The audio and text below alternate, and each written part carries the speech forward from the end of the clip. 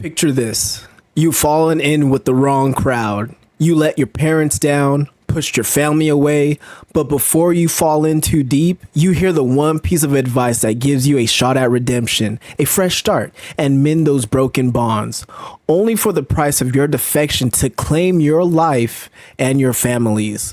But then, in a valiant effort to blow up your executioner along with yourself and avenge your sibling who lies next to you, you end up dying in vain as your executioner casually walks away unscathed. And unbeknownst to you, your sibling was merely unconscious and had just died by your hand. This is the consequence enforced by someone who believes if you've chosen a path in life, at least commit one measly lifetime to it. Genichi Sojo is the Grim Reaper that punishes you for simply failing to finish your work. And this tragic deception isn't even the tip of the iceberg for this villain. Today, we will be discussing the coldest written villain in recent times, in contention with characters like Aizen, Dio, Griffith, and many more. Sojo is the first major antagonist in the manga Kagurabachi. He's crafty, eccentric, low-key a remorseless piece of shit. Okay, high-key a remorseless piece of shit. And I loved every page he was on. He had a certain charisma and main protagonist energy. Something about this man just screamed aura. Jinwoo could never, but more on this later. If you're new or a returning viewer to my channel, thank you for stopping by. Please hit that like button, subscribe for more content, and drop your thoughts in the comments below. I truly appreciate y'all. Who is Sojo? In chapter 5, we are officially introduced to...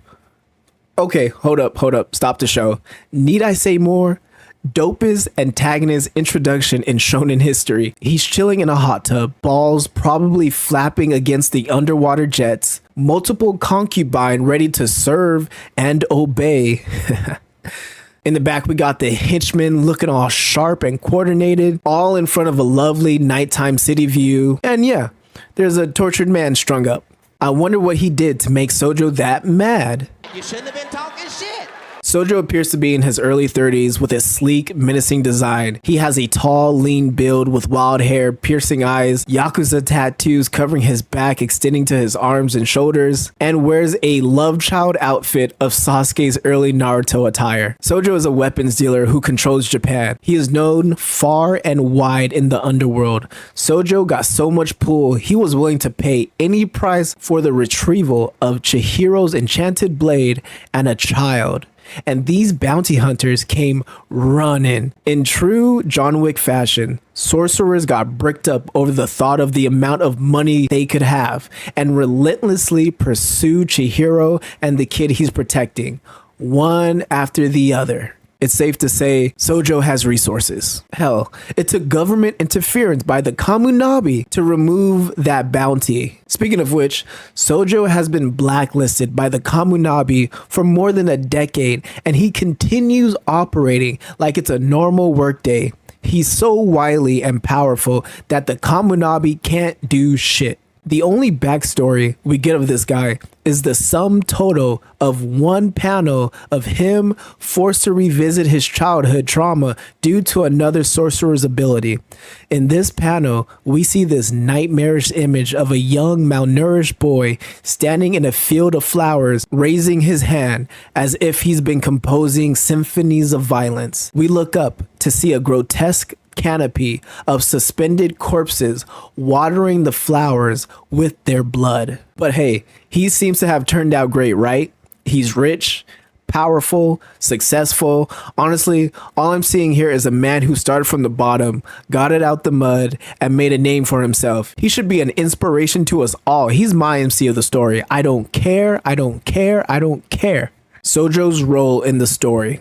Sojo's ultimate goal was to surpass Kunishige Rokuhira, the nation's legendary swordsmith, by harnessing the power of the Danten Seki, a unique ore that multiplies spirit energy, to forge a new arsenal of weapons. A feat only Kunishige achieved when he crafted 6 powerful enchanted blades. By the end of the first arc, Sojo achieved partial stabilization, allowing temporary usability rather than simply causing the user to explode immediately upon inputting spirit energy into the stone. Because of the rumor, eating the flesh of the Kiyonagi clan will make you immortal, Sojo believes the cells of the Kiyonagi clan are the key to stabilizing the Danten Seki.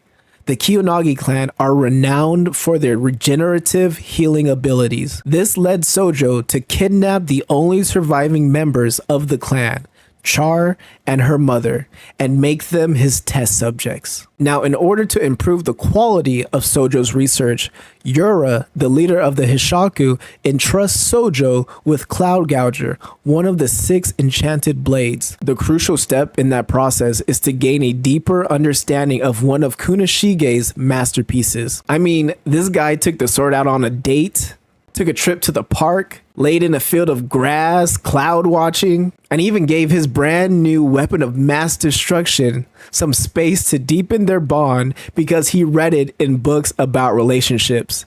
Yes, all this is canon. The mangaka loves Sojo and won't let us forget about him via bonus chapters. This psycho is out here shamelessly in a romantic relationship with a sword while you struggle to get a date. Be more like Sojo. Lower your standards. Anyways, Sojo seems to be collaborating with the Hishaku organization on a deceptive plan to submit the enchanted blade Shinoichi for sale at the Rakuzachi auction under his name to conceal the Hishaku's operations. Sojo's antagonism towards Chihiro Rokuhira stems from a profound ideological rift over the purpose of wielding the enchanted blades. Sojo views them as pure instruments of killing and mass destruction, while Chihiro, influenced by his father Kunoshige, embodies altruism, wielding them to defeat evil and protect the weak. Sojo's visceral disgust for this naive idealism ignites his disdain, framing Chihiro not just as a rival, but as a living insult to Kunoshige's supposed true intent. Sojo claims that he is the only one that understands Kunoshige. Their first battle ends with Sojo's curiosity piqued upon learning Chihiro's lineage. He expresses a desire for deeper dialogue and used Chihiro as a way to learn more about his father. This evolves in their rematch at Kaburato Castle, where Sojo pays respect and acknowledges Chihiro's ideals, but ultimately believes he is still deserving of the sacred blade. He reiterates the fact that the blade answered to his convictions and harmonized with them and gained slaughter. Chihiro eventually accepts this and admits that the enchanted blades can choose a man like Sojo, but he will never stand as an equal to his father. It was this thickened bloodlust that led to Chihiro successfully defeating Sojo. Desperate and severely wounded, Sojo crawls away to try to resonate with the Danten Seki shard in his lab. Encouraged by his understanding of the enchanted blades, he forgoes any equipment, claiming that he can control it, only to trigger a catastrophic explosion, cursing Rokuhira as he perishes. What I find most interesting prior to Sojo's final battle with Chihiro is that Sojo could have successfully harnessed the power of the Danten Seki with the cells of the Kiyonagi. In his dying moments, he wonders, what's missing? What's the problem? Wasn't I chosen? Flipping back to chapter 16, it is revealed that the Kiyonagi have the ability to heal any injury as long as they wish it so. These panels intercut with Sojo's incremental progress with the Kiyonagi cells, but ultimately their experiments were unsuccessful. This strongly hints that the missing solution all along to Sojo's experiments was something as simple as either Char or her mother willing it so. They were willing to be tortured or killed long before giving Sojo what he wanted. Day in and day out, Char and her mother had an option to finalize Sojo's research in stabilizing Danten Seki, and every day they chose to give Sojo the finger. These girls are hardcore AF, willing to undergo endless torture because at the very least, they still had each other. I'm not crying, you're crying. Fellas, ladies, greed, bad. But can we clap it up for a well-written ending to a tragic antagonist? Karma's a bitch. Sojo's personality. Sojo, despite his outwardly casual demeanor, primarily operated with a strict and no-nonsense attitude. He was a sadistic man who maintained zero tolerance for subordinates who disappointed him, going as far as torturing them physically and mentally, and executed numerous sorcerers in his employ who couldn't finish what they started. It was as if he were personally offended by their shortcomings. Failure must have not been an option in his upbringing. To fail meant to die. If that's what he did to his subordinates, just imagine how he treats everyone else. Going back to Char, little baby Char, who must be protected at all times, was caged up and treated like a lab rat by Sojo. His experiments involved harvesting pieces of her flesh and removing muscle tissue and body parts. Just look at this sad, terrifying sight. I can't imagine what little baby Char is going through. She's a helpless little girl who has to allow these big adults to take their scalpels and saws and cut her up every day. And here's Sojo just staring at the whole operation, not even flinching when blood gets spattered on his face. Sojo doesn't even see little baby Char as a human. When one of his men thought it would be more effective to fatten Char up to get more flesh out of her, Sojo replies with, "We just have to shave it multiple times." It? Are you kidding me? Oh, you think that's bad? In Sojo's first duel with Chihiro, as a ruse to confuse him and escape, Sojo had his men chop up Char and wave her severed legs around to fool Chihiro. And it worked. Sojo probably had 2 more cars on standby, one for each arm. You sick man. Upon encountering Chihiro, a different aspect of Sojo emerged. He seemed enthusiastic and almost frenzied at the prospect of facing off against Chihiro and his mysterious 7th enchanted blade.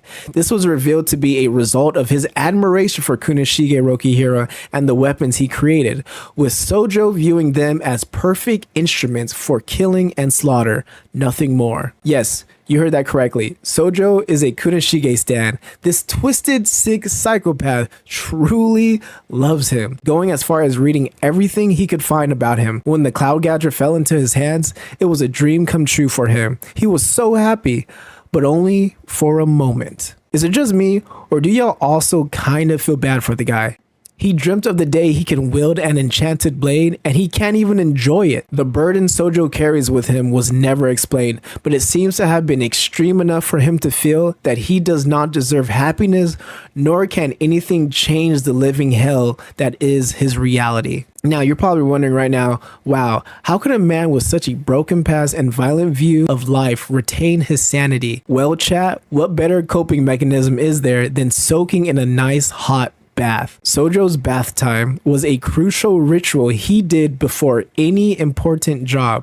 I'm not kidding. And he's particular right down to the seasonal shampoo he puts in his hair and the fruit flavored milk he buys on his way out. Sojo is in such a state of zen inside these bathhouses that he's willing to leave his enchanted blade, one of the rarest and most powerful blades in the world, at the front desk in the care of an old lady.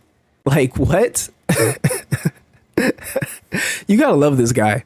And he can be so nonchalant. On his way to clash with Chihiro for the first time, he was casually walking down the street, holding his unsheathed sword with fresh blood dripping off of it. People stared, but to Sojo, who cares? What are they gonna do?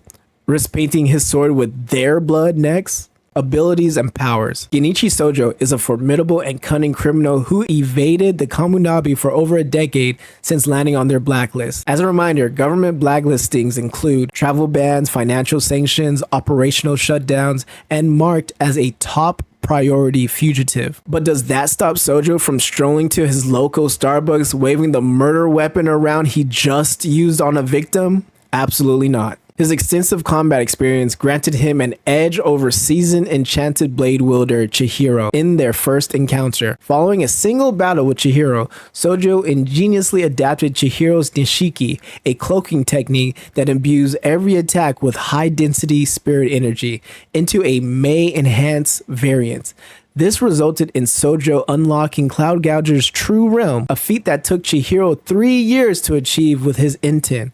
The true realm of an enchanted blade is an inexplicable power beyond the theoretical, summoning powers unforeseen when the blade was forged, shaped by the bearer's usage of the blade, fortified body, and willpower. Yura has hailed Sojo as a genius for his innovative modifications to Dantenseki fragments, rendering them temporarily viable for infusion with spirit energy without immediate detonation. The fruits of Sojo's research are still being weaponized by the Hishaku. Due to having forged a lifelong contract with Cloud Gouger, he is unable to use sorcery, which is a more than fair trade-off when Sojo wields the Cloud Gouger.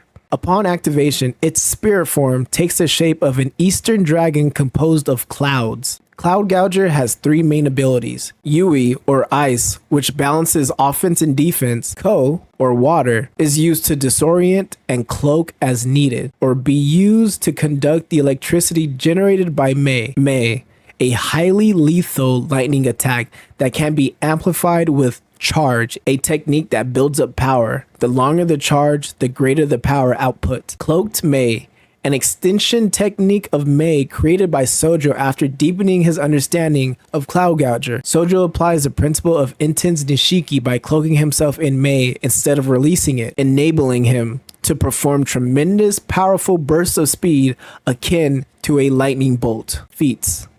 Sojo dominated Chihiro in their first duel, leaving Chihiro comatose for 5 days. After acquiring Cloud Gouger, Sojo mastered its techniques in a mere week and unlocked its true realm a week later, a feat that took Chihiro 3 years to achieve. Sojo defeated the anti-Cloud Gouger special force, composed of 5 out of 6 elite Kamunabi fighters deployed specifically to counter him. Conclusion.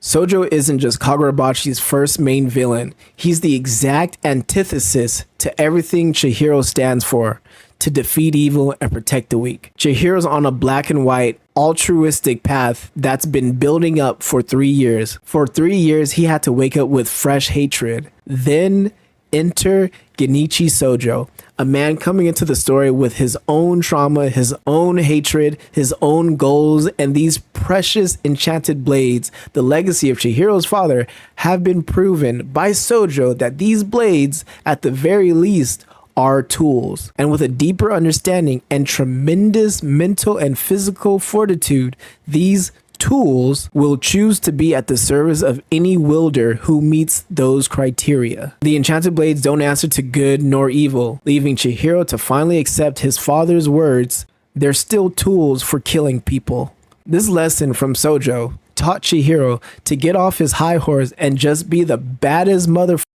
in the room and cut down whoever disrespects him or his father. You don't need a benevolent reason to do right by your family. The Versus Sojo arc. Okay, as much as I loved it, that's a ridiculous name for an arc, especially if it's the one to kick off the series. But hey, it would be just as insulting if Sojo wasn't in the title. The Versus Sojo arc stands as a masterclass of escalating tension and thematic depth, transforming a revenge-fueled brawl into a philosophical showdown that redefines the Enchanted Blade's legacy. Genichi Sojo elevates it to perfection as one of the best written villains in modern manga, a stylish, unhinged genius whose kill or be killed nihilism isn't just menacing, but a haunting mirror to Chihiro's altruism, forged from wartime scars that make his arrogance tragically human. In the end, Takeru Hokuzono, the author of Kagurabachi, doesn't just let Sojo die. He engraves his sensational presence into our heads like the scar Chihiro carries with him, a twisted reminder of what not to forget.